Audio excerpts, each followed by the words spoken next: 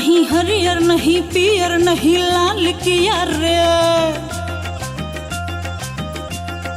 हाँ नहीं हरियर नहीं पियर नहीं लाल किया रे। नहीं आगे नहीं पीछे बीच डाल दिया रे। कैलाश होली में बवाल देलस उजर उजर डाल।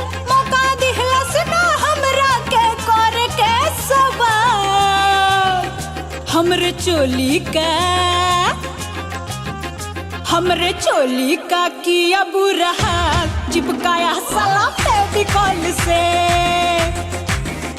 कहे मारी ना जो बनी उछाल। चिपकाया साला फेविकॉल से। फेविकॉल से फेविकॉल से नहीं आया था लेकर ही गुलाल। चिपकाया साला फेविकॉल से। हमरे चोली का किया बुरा हाल। चिपकाया साला फेविकॉल से।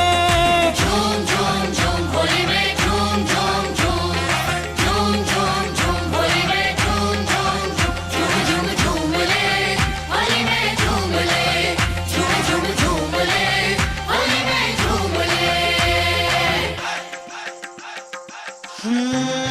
मस्ती करने को पूरा छूटे है रे होली में। मस्ती करने को पूरा छूटे है रे होली में। आया जो दिल में मेरे डालू तेरी चोली में। और डलवा लो थोड़ा और मजा आएगा। मेरे सिवा न तुझको और कोई लगाएगा। आया ना समझ में हमको भंगिया पिलाया रे। कैसे मैं बताऊं मुझको कितना सताया रे। होश में हूँ मैं, होश में हूँ मैं, झूठा इल्जाम दिया रे। मेरी मर्जी है मेरा पूरा माल। चिपकाया साला फेविकॉल से। कहे मारी ना जो बनी उछाल। चिपकाया साला फेविकॉल से।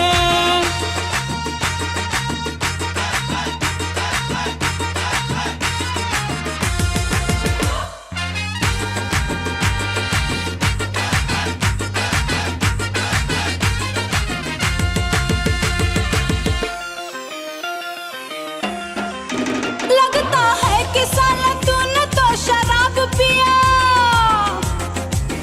लगता है कि साला तूने तो शराब पिया। खेल ना पाया होली मन में ना खराब किया। मजा आता जब तू रंग मुझको डाल देता। लगा के अंग में गुलाल गाल चूम लेता। यार मेरे मुझको काहे किया बदनाम रे। ऐसा है तो ले लो अपने चोली का दाम रे। तूने ऐसा क्यों, तूने ऐसा क्यों 16 श्रृंगार किया रे। आज डालूंगा उसमें गुलाल। चिपकाऊंगा मैं फेविकॉल से। आजा होली में करके धमाल। ले लो ना मजा रंग डाल के।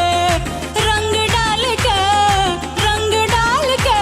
हमरा चोली का किया बुरा हाल। चिपकाया साला फेविकॉल से आय हाय कभी सताएंगे फेविकॉल से। आहा दिल मिलाएंगे फेविकॉल से रंग डाल के फेविकॉल से। पिचकारी मार के। आज डालूंगा उसमें गुलाल। चिपकाऊंगा मैं फेविकॉल से। नहीं आया था लेकर ही गुलाल। चिपकाया